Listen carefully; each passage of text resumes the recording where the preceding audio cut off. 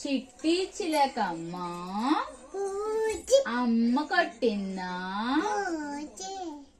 చిట్టి చిట్టి మిరియాలు చెట్టు కింద పోసి పుట్ట మన్ను తెచ్చి బొమ్మరిల్లు కత్తి అల్లవారింటికి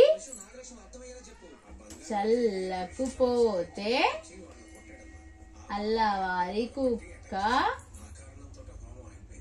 భో భోమన్నది. చంకలో పాప క్యార్ క్యార్ మన్నది. పుత్తలో పాము బుస్సు బుస్సు మన్నది.